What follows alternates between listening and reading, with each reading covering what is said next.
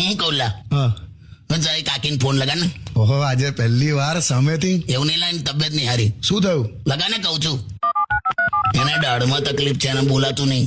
એમ દાંતનું થયું? હા હું મને થોડી દાપણની દાઢ આવેલા તો હશે પૂછવા દે ને એને. હેલો. કેમ આવું બોલે છે? અરે નથી બોલાતું સરખું મારાથી.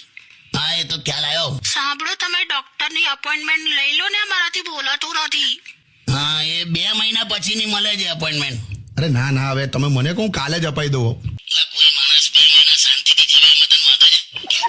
હાલો, મેં સાંભળ્યું હો બધું. હા બોલવાય મારી. તમે હવે ડોક્ટર પાસે લઈ જાઓ ને મને. હા ભાઈ હા, પણ મેં તને એટલા માટે ફોન કર્યો છે કે મારે પણ હવે ડોક્ટરને બતાડવું પડે એવું છે, આંખના ડોક્ટરને. કેમ, તમને શું થયું? હું પાકીટ ખોલું છું ને તો મને એમાં કઈ દેખાતું જ નથી એમ. એ તો મેં લીધા છે, હવે મારે કામ હતું. તને કામ પડ્યા જ કરે છે રોજ.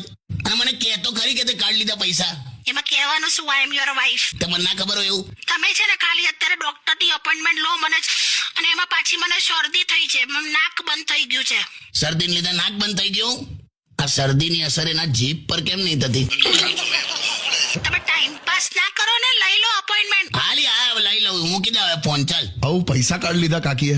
દર વખતે આવું કરે એટલે અત્યારે મારું દિલ કહે છે કે હું પીઝા બર્ગર ખાઉં, પણ મારું પાકીટ છે ને એવું કહે છે કે હું દાબેલી જ ખવાશ. અપોઇન્ટમેન્ટ લઈ લેજો ડોક્ટરની. અલા હા એ તો અલા ડોક્ટર ઓળખે જ છે. અને આપણે અપુન તો બચ્ચન જૈસા હે. એટલે हम भी वो है जो कभी किसी के पीछे खड़े नहीं होते. હવે બચ્ચનના અવાજમાં કરો ને, બચ્ચનના અવાજમાં. जहाँ खड़े हो जाते हैं वहाँ बैठने की जगह नहीं होती है. અલા એવું થોડું છે, હું બેઠને કી જગહ નહીં. લાઈન વहीं से शुरू होती है એવું કંઈક છે. તને ખ્યાલ આવી ગયો ને તો ઘેર જતો રહે. હા